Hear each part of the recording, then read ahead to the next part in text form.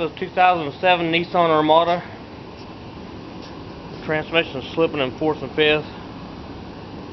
Then it's default to limp mode.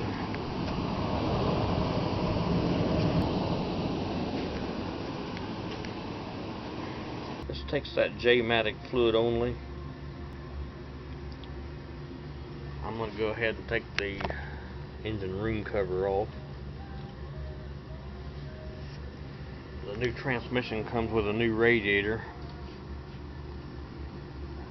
because these are bad about the tank busting internally and filling the transmission for antifreeze, which ruins it. So I'm going to be draining the antifreeze out of it and pulling the radiator out of it. And there's a transmission stick bolt. It needs to be taken out of the way. Go ahead and take your battery terminal off while the transmission computer has power on it all the time. You really don't need to spike it per se.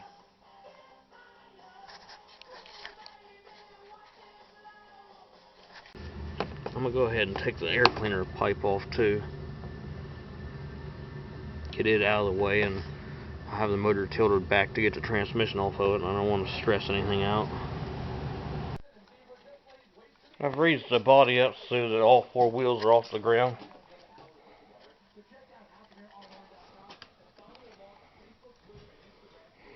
The back one's just enough so I can take the bolts out of the rear of the driveshaft.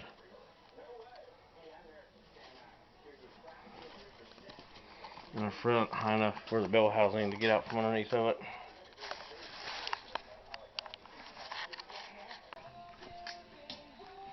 And the first thing I want to do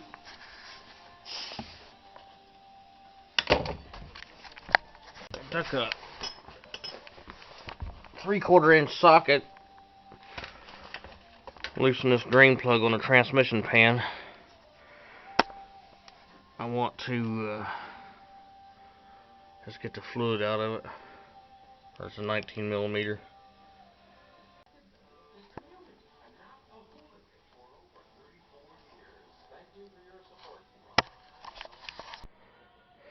While I'm up here at the drain plug, I'm going to go ahead and pop this shifter cable off, so I can put it in, take it out apart. I'll be able to spin the differential around to get the driveshaft bolts out with impact.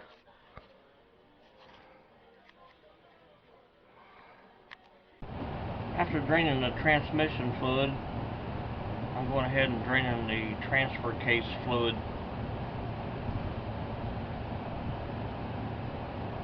Below the front drive shaft to the drain plug. It's just a 110 millimeter bolt that was holding the access plate to the bell housing to get it to the torque converter bolts. I'll be rotating this motor from the crankshaft dampener, or you can stick a screwdriver in there, but it has to turn clockwise, looking at the front of the motor. This flywheel has to turn in a downward direction from this angle, and not counterclockwise. I'm going to go ahead and take this front cross member out of the way for a little more clearance for when the motor comes down, and to get at those torque converter bolts. The stabilizer cross member has front road on it, so make note of that. There's 17 millimeters.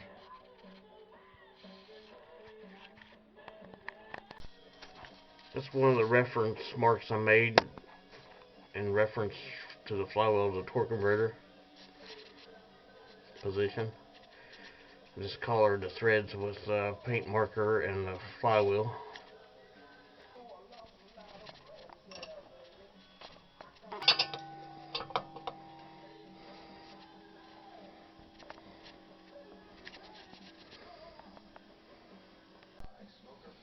All four of the torque converter bolts are out. I've match marked the front drive shaft, and it looks like I'll have to manually take the nuts loose because the heads are up against the U-joint ears. I'll break them loose with a long wrench and then gear wrench them off if they're too difficult. And since everything's off the ground and out of park, I'll just stick a long screwdriver in the yoke to keep it from the drive shaft from turning while I break the nuts loose.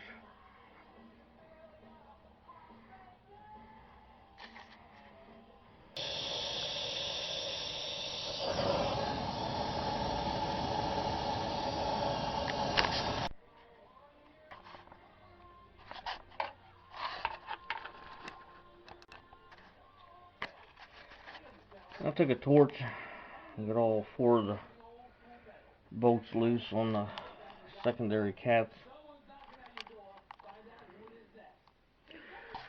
And I took the hangers all loose all the way back on the exhaust to get this pipe down enough where I can slide all that back and down. That's enough out of the way, I guess. The exhaust is enough clearance there.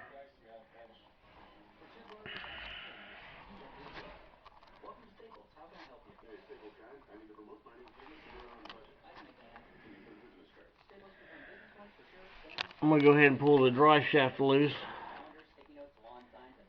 on the back yoke. It's 17mm.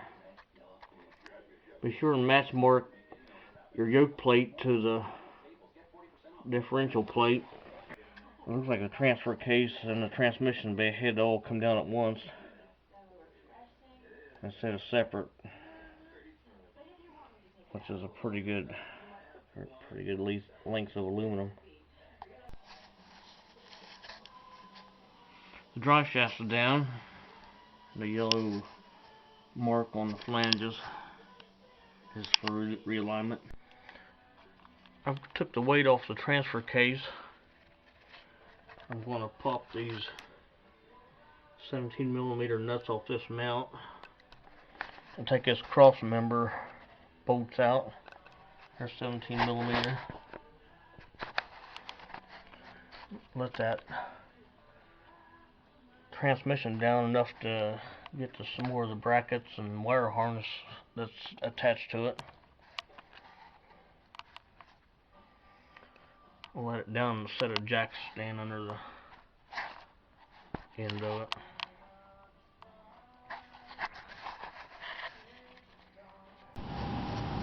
Got the cross member out. That was a fight. It was really stuck in there. The transmission sitting on a jack stand. So I'm gonna let this down and start getting some of this components off of the housing. Remove this four-wheel drive actuator motor. It's got 3 bolts in it, one on either side and one up there at the top. 12mm.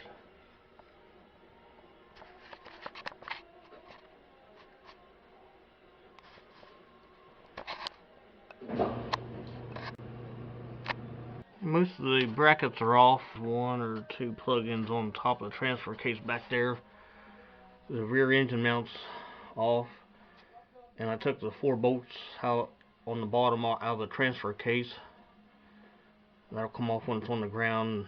The bolts are easier to get out now as opposed to being on the ground. I just need to take the bell housing bolts out and put 2 jacks under it. Let it down. The transmission lines are loose. Well, everything's loose. I've got 2 jacks under it.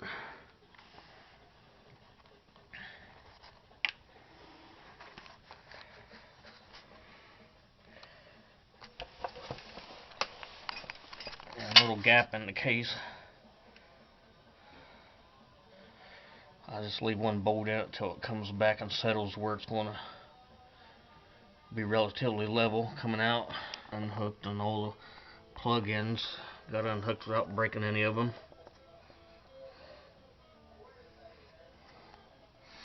Drain the transmission pan again.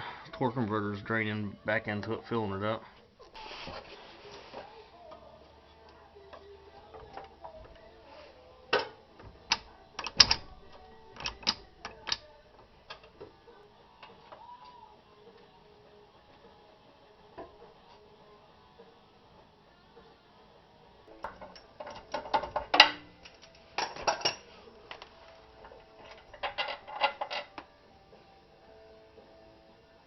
You'll be careful, there's a reluctor wheel on the end of the flywheel. If you bend that, it's not going to be a good thing.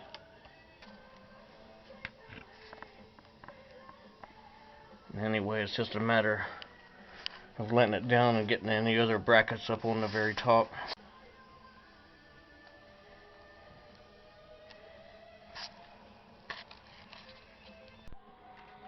I got this down about halfway. Not too much more to go.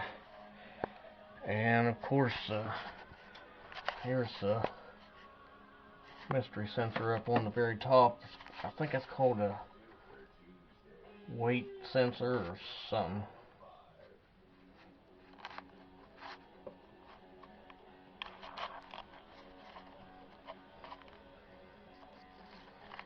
Get that unplugged. And that's a bunch of it.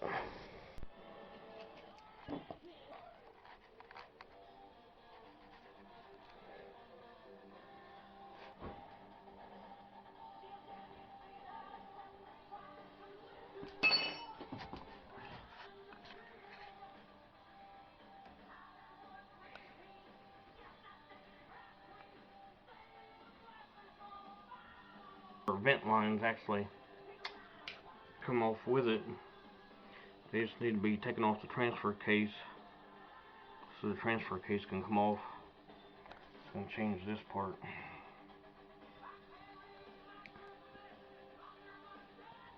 So that's the transfer case.